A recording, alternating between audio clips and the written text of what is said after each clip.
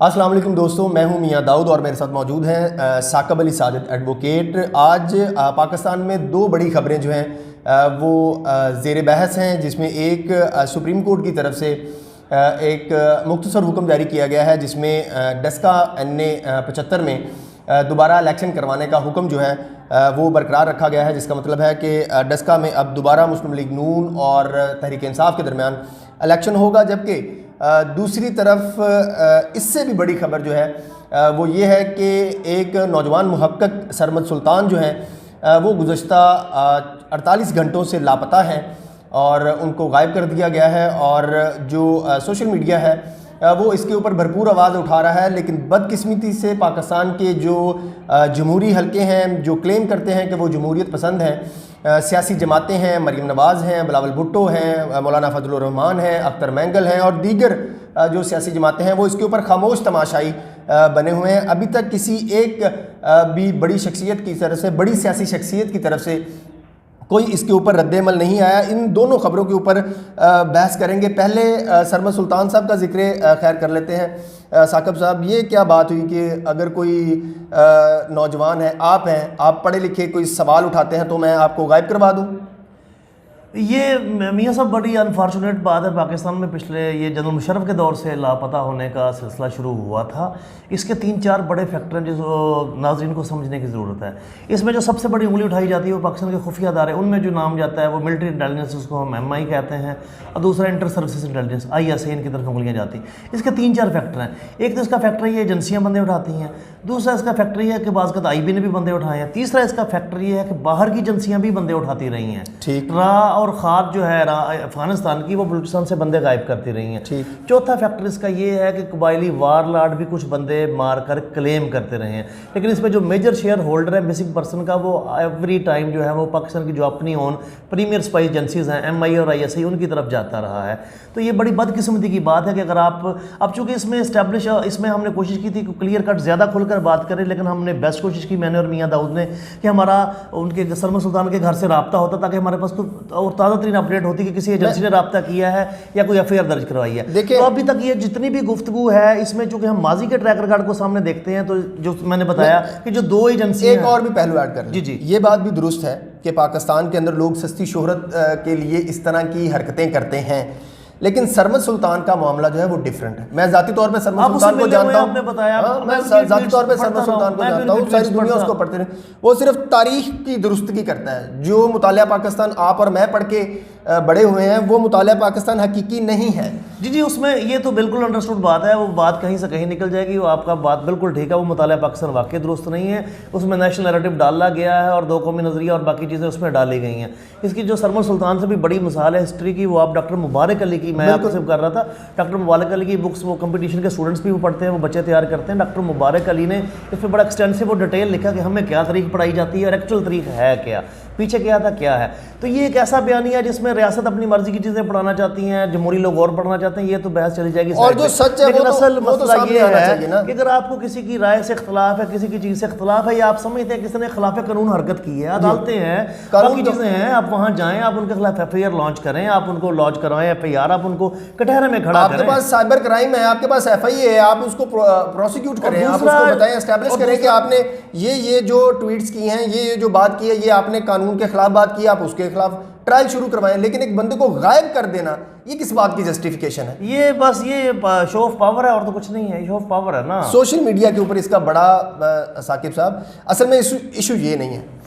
हम पाकिस्तानी हैं, हमारे अदारे, हम उनसे मोहब्बत करते हैं, हम अपनी अफवाज से मोहब्बत करते हैं, हम अपने सियासतदानों से मोहब्बत करते हैं। इस तरह की किसी भी एक्टिविटी से पूरी दुनिया में बदनाम कौन हो रहा है? पाकिस्तान बदनाम हो रहा है। इसमें जो भी मुलव्वस है, जी, जो भी मुलव्वस है, उसको चाहिए कि वो कानून का रास्ता इख्तियार करे। कानून का रास्ता इख्तियार करने में क्या मुमानत है? कोई भी मानियत नहीं है, होना चाहिए, लेकिन बदकिस्मती से नहीं किया जा रहा। और ये प्रॉब्लम आज का नहीं है। मैं अब थोड़ा सा पीछे चले जाएं, जनरल मुशर्रफ के दौर में मैं भी तब रिपोर्टिंग करता था, ये प्रॉब्लम शुरू हुआ था मिसिंग पर्सनस का।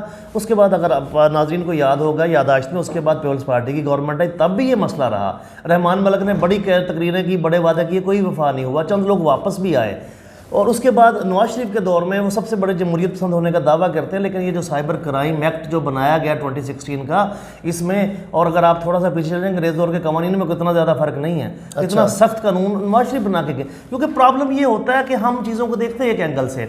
जो पावर में लोग होते हैं, खा वो मिलिट्री इस्टेब्लिशमेंट है, खा वो पॉलिटिशियन है, खा रूलिंग पार्टीज है, वो अपने मफादात देखते हैं, उनके लिहाज से देखते हैं। नवाज शरीफ को जब फायदा चाहिए होता है जनरल बाजवा को एक्सटेंशन के लिए वोट दे देते हैं, जब फायदा नहीं मिलता तो वोट को इज्जत दो के नारे लगाना शुरू कर देते हैं। पीपल्स पार्टी को जब कुछ चीज चाहिए है, जब पीपल्स पार्टी को जब कुछ चीज नहीं चाहिए होती तो कहते हैं कि 3 साल से ज्यादा तुम्हारी सर्विस नहीं है। उसके बाद जब पांव पकड़ के बैठ जाते हैं और कई साल पांव पकड़े पकड़ के माफियां मांगते हैं, फिर जाके माफी मिलती है। मैं आपको इमरान खान का हाल देख लें, इमरान खान का भी यही हाल है कि 20-22 साल उनके इंटरव्यूज भरे पड़े हैं। वो खुद क्लेम करते हैं कि पाकिस्तान में जर्नैल पावर में लेके आते हैं, जब उनको कहीं से कोई राह नहीं मिला तो वो भी GHQ के गेट पर पहुंच के वहां से बरास्ता प्राइम मिनिस्टर हाउस पहुंच के। तो बदकिस्मती ये है कि अगर आप ये चाहते हैं कि सरमद सुल्तान के इशू पे पाकिस्तान का सोशल मीडिया तो शोर मचा रहा है, लेकिन जो लोगों की सुनी जाती है वो ये रूलिंग पार्टियां, सियासी पार्टियां, वो इसमें नहीं आ रही। इंतहाई अफसोसनाक बात यह है कि मरियम नवाज का कोई ट्वीट नहीं आया, बिलावल भुट्टो जरदारी का ट्वीट नहीं आया, बड़ा चैंपियन बनता है ये। क्यों करें भैया? आप वो पाकिस्तानी तो है ना सरमद सुल्तान? ओ यार, वो पाकिस्तानी होगा हमारे सरमद सुल्तान तो वो वाहिद बंदा, आप उसकी ट्विटर की टाइमलाइन हम उसको रेगुलर फॉलो करते रहे, उसने किस सियासी जमात के हक में वो नहीं बात उठाता, हर सियासी जमात के हक में उसने बात उठाई। मिसिंग पर्सन का सबसे ज्यादा वो इशू करता है। लेकिन ये ऐसी मुनाफिकत देखें, मरियम नवाज, बिलावल भुट्टो, अख्तर मैंगल, मौलाना फजलुर रहमान, मैं तो कहता हूँ सरमद सुल्तान ने इन सियासी जमातों को एक्सपोज कर दिया है। इनसे बड़ा मुनाफिक ही कोई नहीं है जो सरमद सुल्तान के इशू पे चुप करके बैठे हुए। सियासी जमातों की बात करते हैं तो ये मेरा बड़ा पुराना फिलॉसफी है, मैं इसका कायल हूँ कि पाकिस्तानी जो कौम है ना, मैंने हैसल कौम मुनाफिक है। अल्लाह के रसूल ने मुनाफिकत की जो 3 निशानियाँ बताई, सारी की सारी हम पर पाई जाती हैं। हमें आंखों देखी मक्खी भी नज़र नहीं आती बशर्ते कि वो मक्खी हमारी अपनी हो, और हमें हर चीज़ नज़र आती है बशर्ते कि वो मक्खी दूसरों की हो या ना हो। तो प्रॉब्लम सिर्फ ये है, पाकिस्तान में मरियम जो है, मरियम सफदर जो हैं या जो बिलावल जरदारी हैं, वो क्यों ट्वीट कर रहे हैं? उनके लिए उनका सरमद सुल्तान उनको क्या फ़ायदा दे सकता है? दूसरी तरफ पाकिस्तानियों को तो फ़ायदा दे रहा है ना वो वहाँ पाकिस्तानियों के तो कॉन्सेप्ट ठीक कर रहा था। मैं आपसे अक्सर गुजारिश करता हूँ, इक़्तिदार की जो जंग है वो बेरहम होती है। इक़्तिदार में या हलीफ होते हैं या हरीफ होते हैं, दोस्त नहीं होता। आप तो करते हैं कि मरियम जो है वो आंग सून स्वाची की तरह, जो बर्मा की तरह स्टैंड ले लें, या मरियम जो है वो जिस तरह, या बिलावल जो आप समझते हैं कि मरियम जिस तरह मलका एलिज़ाबेथ की जो वो पोते की बीवी है क्या, मेगन, प्रिंस मेगन की तरह स्टैंड ले ले, तो इस तरह नहीं होता हमारा। वो मरियम जो है वो बिलावल है, वो सरमद सुल्तान के इसका मतलब लावारिस है? वो लावारिस नहीं है, सरमद सुल्तान लावारिस नहीं है, उसके लिए लोग आवाज उठा रहे हैं, हम उठा रहे हैं, लोग बोल रहे हैं, मगर आप जो नैरेटिव उसमें पेश कर रहे हैं कि वो क्यों नहीं बोल रहे, तो उसका सिंपल तरीन जवाब ये है, वो इसलिए नहीं बोल रहे कि उनका अपनी कुछ स्टेक पे नहीं लगी। जरदारी की, सन ऑफ जरदारी की, शरीफ खानदान की, डॉटर एंड सन्स ऑफ शरीफ की को अपनी चीज़ स्टेक पर होगी तो वो बोलेंगे, अदरवाइज वो क्यों बोलेंगे? देखिए व्यूवर, सरमद सुल्तान के लिए अगर कोई और नहीं बोल रहा तो पाकिस्तान के सोशल मीडिया के ऊपर जितने बड़े सहाफ़ी हैं, मुहक्किक हैं, दानश्वर हैं, वो आवाज़ उठा रहे हैं। सरमद सुल्तान को गायब करके, लापता करके आपने एक सरमद सुल्तान जो है वो तो ख़त्म कर दिया, लेकिन इस इशू के बाद कई और सरमद सुल्तान जो है वो आपको मुस्तकबिल में नज़र आएंगे। और जो सियासी जमातों की खामोशी है वो काबिल मज़म्मत है भाईजान, इंतहाई शर्मनाक, इंतहाई शर्मनाक। डस्का के इलेक्शन पे आ जाए भाईजान, वो सुप्रीम कोर्ट ने कहा कि इलेक्शन कमीशन ने जो पूरे के पूरे हल्के में इलेक्शन करवाने का ऑर्डर किया था वो बिल्कुल दुरुस्त किया था, तो अब पीटीआई किधर जाएगी? आपने वो बचपन में कहानी नहीं सुनी है कि एक बात, बंदा फंस गया बादशाह के पास, उसे सजा हुई कि 100 जूते खा लो या 100 प्याज। तो पीटीआई के साथ वही हुआ, 100 जूते भी खाए, 100 प्याज भी। देखिए, कुछ चीज़ें बंदे को अंडरस्टैंड होनी चाहिए, समझनी चाहिए। बिल्कुल सिंपल सी बात है कि नौशीन इफ्तिखार वहाँ से इलेक्शन कंटेस्ट कर रही थी। नौशीन के जो वालिद थे लेट शाह जी, मुझे उनका नाम नहीं सब ज़हन में आ रहा, आपके ज़हन में बता दें, वो वहाँ की पीर परस्त शख्सियत है, लोग उनके मरीद हैं। वो अंडरस्टूड, उनकी नून की सीट है, वो 5 बार वहाँ से जीतते रहे हैं और 6ठी बार भी उनकी बेटी ही जीती है। तो यानी कुछ सीटें या चीज़ें ऐसी होती पॉलिटिक्स में, इवन कि आप मिलिट्री इस्टेब्लिशमेंट यूज़ कर लें, आपके साथ तमाम अदारे खड़े हों, फिर भी आप रिजल्ट्स चेंज नहीं करवा सकते। पिछले डस्का के इलेक्शन में तो ये हुआ, वो आपने देखा ना, वो प्रिजाइडिंग ऑफिसर धुंध में गायब हो गए थे, लेकिन वो 20-10 एक जगह बैठे हुए थे, उनकी जो जियो फेंसिंग में लोकेशन है वो धुंध लोकेशन जो है ना, सिग्नल धुंध के क्रॉस करके। अच्छा, एक और बड़ी बात है, अब इसका मतलब ये हुआ, 2 बातें बड़ी ना इस पूरे डस्का इलेक्शन की प्रोसीडिंग से सामने है। देखें, एक तो सुप्रीम कोर्ट को चाहिए था कि अगर यही फैसला देना था, यही टेंटेटिव फैसला देना था, ये टेंटेटिव असेसमेंट करके ये फैसला दे देती, पूरी कौम को जो है वो ट्रक की बत्ती के पीछे क्यों लगाए रखा। और इसका नुकसान क्या हुआ आपने देखा होगा, हमने पिछले व्लॉग में ये जिक्र किया था, 2 दिन सुप्रीम कोर्ट के खिलाफ जो है वो ट्रेंड चलता रहा।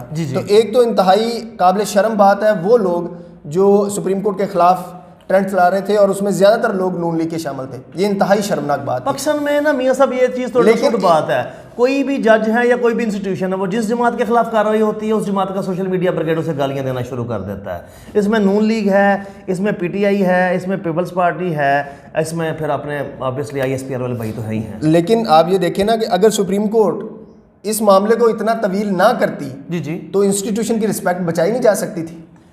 बिल्कुल बचाई जा सकती, लेकिन अगर सुप्रीम कोर्ट के सामने अपना मेरिट और अपना नैरेटिव होगा, उन्होंने अपनी चीज़ें अपने एंगल से देखा होगा, क्योंकि उस दिन जो ऑब्जर्वेशंस आई थी जस्टिस बंदयाल साहब की, तो यूं लग रहा था जैसे डिसीजन कुछ और होगा।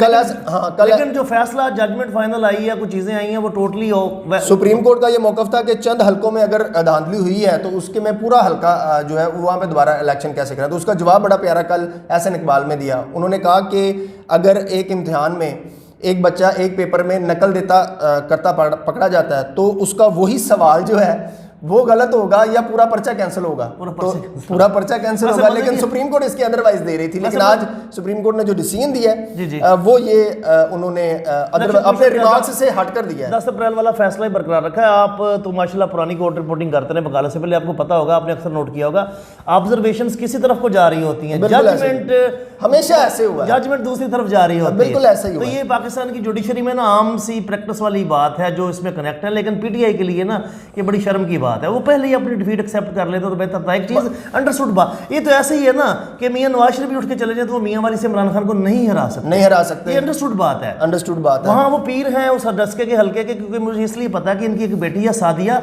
वो हमारी वो भी मैस कम की पड़ी हुई हैं, तो हम इन खानदान को पुराना जानते हैं। वो एस्टेब्लिश फैमिली है वहाँ की, और जो ये जो हल्का है उसके चूंकि वालद वहाँ के पीर थे, लोग मुरीद हैं। आपको पता है पाकिस्तान में पीरी मुरीदी का कल्चर है, मुरीद ने पीर को ही वोट देना है। इन एडिशन खामखा की भिद उड़ाई गई, खामखा की गर्द उड़कर दारों की तरफ आई है, इमरान खान को गालियां पड़ी हैं, लोगों को गालियां पड़ी हैं। लेकिन इसका एक और भी बड़ा फायदा होगा जो कि पाकिस्तान की मैं देख रहा हूँ कि पॉलिटिकल और ये जो कॉन्स्टिट्यूशनल हिस्ट्री उसमें कि सुप्रीम कोर्ट के इस फैसले से इलेक्शन कमीशन जो है वो बहुत स्ट्रेंथन होगा, लोग ये समझ रहे हैं। लेकिन मैं कहता हूँ इतना स्ट्रेंथन नहीं होगा। अगर इलेक्शन कमीशन में दमखम है तो फॉरेन फंडिंग केस का फैसला करे। वो नहीं, इलेक्शन देखिए, इलेक्शन कमीशन में कोई दमखम नहीं। उसकी एक चीज़ समझ लें, पाकिस्तान की हाई कोर्ट है या सुप्रीम कोर्ट है, ये प्रॉपर आइनी इदारे हैं, पावरफुल लोग हैं, बैठे हैं, आइनों के मुताबिक, कानून के मुताबिक फैसले करते हैं। इस तरह दूसरे लोग हैं, दूसरे इदारे हैं, पावरफुल लोग हैं। इलेक्शन कमीशन इंतहाई लाचार यतीम किस्म का अदारा है, ठीक है ना। कहने को अगर आप पाकिस्तान का कॉन्स्टिट्यूशन पढ़ेंगे तो उसको कुछ चंद इख्तियार ज़रूर दिए गए हैं इलेक्शन कंडक्ट करवाने के लिए। लेकिन वो ग्राउंड पर रियलिटी ये है, ग्राउंड पर रियलिटी ये है कि DC भी हुक्म नहीं मानता। अच्छा, ग्राउंड पर रियलिटी तो यही है ना। अब क्या हुआ था, डीसी क्यों हटाया गया? डीसी, एसी, एसपी, डीपीओ इनको सस्पेंड किया गया। रात को फोन करता रहा, किसी फोन ही नहीं उठा रहा, फोन नहीं उठा रहा था। क्यों? क्योंकि वो अपनी जो रिट ऑफ है इलेक्शन कमीशन वो इन्फोर्स ही नहीं कर पा रहा। उसकी सबसे बड़ी किस्म की बात ये है ना, होता क्या है, अब ये जो मौजूदा चीफ इलेक्शन कमिश्नर कौन है, ये नून लीग के मतलब पेट ब्यूरोक्रेट थे। लेकिन फैसला तो देखे ना। नहीं, मैं वही तो आ रहा हूँ। अब होता, अब सुप्रीम कोर्ट ने उनके फैसले पर मोहर लगा दी। अब इधर इसका मतलब फिर सुप्रीम कोर्ट भी नून लीग के साथ मिली। नहीं। और ये मिलिट्री दौर हो, नून लीग का दौर हो, पीटीआई का दौर हो, पीपल्स पार्टी का दौर है, अपनी मर्जी के लोग वहां पर लाए जाते हैं, मर्जी के लोग लगाए जाते हैं, इसलिए ये प्रॉब्लम रहेगा। अगर इलेक्शन कमीशन की अगर आपने मिसाल लेनी हो तो आप इंडिया में जाकर देखिए, उनका इलेक्शन कमीशन हमसे बहुत ज़्यादा फेयर ट्रांसपेरेंट इलेक्शन करवाता है। पाकिस्तान में कोई भी पार्टी है वो फेयर एंड फ्री इलेक्शन को अफोर्ड नहीं करती, अफोर्ड ही नहीं कर सकती, कर ही नहीं सकती। अगर फ्री इलेक्शन करवाएंगे, जनरल याहिया खान ने एतराज़ उठता है याहिया खान पे, उसने पाकिस्तान थोड़ा बिल्कुल ठीक है, लेकिन याहिया खान ने 70 का इलेक्शन फेयर करवाया था। तो क्या हुआ था? हुआ यह था कि भुट्टो इलेक्शन बुरी तरह से हार गए थे। अगर भुट्टो पावर शेयर करते मुजीब के साथ, वो भुट्टो आज पाकिस्तान के एक वज़ीर आला के तौर पर जाने जाते हैं, वेस्ट पाकिस्तान के, वो कभी प्राइम मिनिस्टर ना बन सकते। तो पाकिस्तान में फेयर एंड फ्री इलेक्शन किसी को हजम नहीं होता, सिर्फ वहाँ तक हजम होता है जहाँ तक मुझे फ़ायदा हो रहा है। अगर मैं देखूँगा मुझे मियां दाऊद को फ़ायदा हो रहा है तो वो इलेक्शन झूठा और दगाबाज वाला होगा। इतनी सी बात है जी। व्यूवर्स, आपने गुफ्तगू सुनी सुप्रीम कोर्ट के तरफ से जो डस्का इलेक्शन का फैसला आया है, उसकी क्या पस मंज़र था, क्या जो है अब उसका मुस्तकबिल होगा। वहाँ से तवक्को ये ज़ाहिर की जा रही है, साकिब अली साजिद साहब का भी ये ख्याल है कि मुस्लिम लीग नून ही डस्का से इलेक्शन जीतेगी और तहरीक इंसाफ को चाहिए था कि वो पहले ही इस फैसले को कबूल कर लेती। अगले वीलॉग तक के लिए इजाज़त दीजिए। अल्लाह हाफिज़।